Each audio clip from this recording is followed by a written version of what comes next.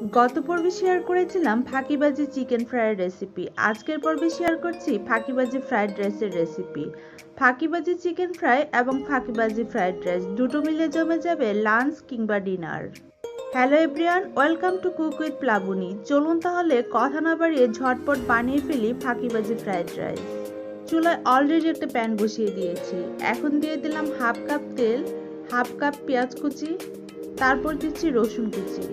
2-3 কোয়া রসুন কুচি করে নিয়েছি, কিছু কাঁচামরিচ ফালি করা, তারপর সবশেষে দিলাম স্প্রিং অনিয়ন। বাজারে যে নতুন পেঁয়াজ পাতাটা উঠেছে ওটার গুঁড়াটা দিলাম, দিয়ে দিলাম পরিমাণ মতো লবণ। এবার পেঁয়াজটা হালকা ভাজা হয়ে গেলে একটা সাইড করে নিলাম। এর মধ্যে দিয়ে দিচ্ছি দুটো ডিম।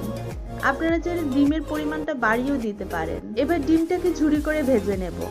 আর আজকের ফ্রাইড রাইসটা বাসি ভাত দিয়ে করব। আগেই বলেছি এটা ফাঁকিবাজি ফ্রাইড রাইস, এটা কোনো চাইনিজ ফ্রাইড রাইস নয়। দেশি স্টাইলে রাতে খাওয়ার পর বেঁচে যাওয়া বাসি ভাত দিয়ে এই ফ্রাইড রাইসটা করে দেখাবো। ডিমটা ঝুরি করে ভাজার পর দিয়ে দিচ্ছি ভাত। এখানে আমি নিলাম 3 কাপ ভাত। আর ভাতগুলো ফ্রিজে ছিল, গত রাতে খাওয়ার পর যে ভাত ছিল সেটা ফ্রিজে রয়ে গিয়েছিল। এবার নেড়েচেড়ে মিশিয়ে ভালো করে ফ্রাইড করে নিতে হবে। আবারও দিয়ে দিলাম 1 চা চামচ লবণ। আগেও আমি লবণ দিয়েছিলাম, আপনারা লবণের পরিমাণটা ব্যালেন্স করে দিবেন কখন কতটা দিয়েছেন।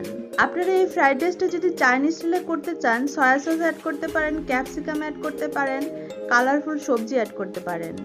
দিয়ে দিলাম আরও কিছু পেঁয়াজ পাতা কুচি, তারপর দিলাম কিছু কাঁচা পাকা মরিচ কুচি। নেড়েচেড়ে মিশিয়ে ঢাকনা দিয়ে ঢেকে 2 মিনিটের মতো রান্না করে নেব। আজকের পুরো রান্নাটা বাজারে যে শীতকালীন নতুন পেঁয়াজ পাতা উঠেছে সেটা দিয়ে রান্নাটা করেছি। শুরুতেই যে পেঁয়াজগুলো তেলে দিয়েছিলাম সেগুলো সেই পেঁয়াজ পাতার সাথেই ছিল, একদম নতুন পেঁয়াজ। তারপর পেঁয়াজ পাতার নিচের অংশটা দিয়েছি, সবশেষে দিলাম পেঁয়াজ পাতার একদম মাথায় যে সবুজ অংশটা থাকে সেটা।